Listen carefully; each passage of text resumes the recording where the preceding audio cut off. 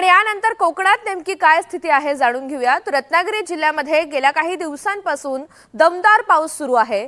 बळीराजा शेती कामात व्यस्त असून भात लावणीची कामं सध्या जोरात सुरू आहेत। सध्या शेतातही आधुनिकीकरण झालेलं असलं तरी आजही ग्रामीण भागात काही ठिकाणी बैलजोडीच्या सहाय्याने शेतकरी शेती करतात। रत्नागिरी तालुक्यातल्या मिरजोळे गावातून या सगळ्याचा आढावा घेतलेला आहे आमचे प्रतिनिधी राकेश गुडेकर यांनी।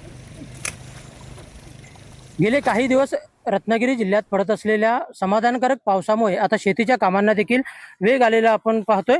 आपण सध्या आहोत ते रत्नागिरीतल्या मिरजोळे या परिसरामध्ये आहोत आणि या ठिकाणी देखील सर्जा राजाची जोडी जी आहे ती शेत नांगरताना दिसते। अलीकडे जर आपण पाहायला गेलो तर यांत्रिकीकरण झालेलं आहे। अनेकांच्या म्हणजे शेतामध्ये मशीनने देखील नांगरणी केली जाते। मात्र आजही काही ठिकाणी बैलांचे नांगर असतील, रेड्यांचे नांगर असतील, ते आजही हे नांगर टिकून असलेले आपल्याला पाहायला मिळतात। आणि गेले काही दिवस पडत असलेल्या पावसामुळे आपण जर पाहिलं तर आता लावणीच्या म्हणजे भात लावणीच्या कामांना देखील वेग आलेला आपण पाहतोय।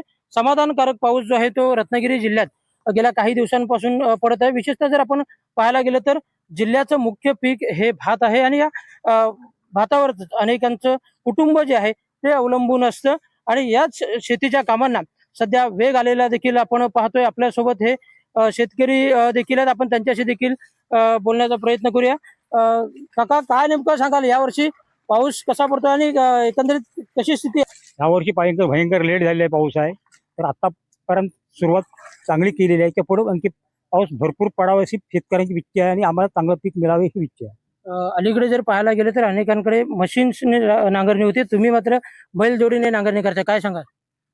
आता हे आमचं कसं की थोडकी शेती असल्यामुळे आम्ही काही मशीनचा लाभ घेतलेला नाही। तर आम्ही आता सध्या काही दिवस आम्हाला शेणखत लागतं वगैरे किंवा शेतात काय आम्हाला खाजेरी ते टाकवा म्हणून आम्ही जोडी आतापर्यंत पाळली आणि ह्याच्यापुढे आम्ही जिथपर्यंत आमचा हातपाय चालले तिथपर्यंत आम्ही ते बैलच पाळणार, आम्ही मशीन घेणार नाही। निश्चितच जर आपण पाहायला गेलं तर मशीन घेणार नाही, आपण बैलजोडीनेच शेती करणार असा देखील निर्धार जो आहे ते शेतकरी व्यक्त करताना पाहायला मिळतात। त्याचप्रमाणे यापुढे चांगला, आता जो गेले 8 दिवस चांगला पाऊस पडत आहे तो यापुढे देखील चांगला पाऊस पडावा अशी अपेक्षा देखील हा बळीराजा व्यक्त करताना पाहायला मिळतोय।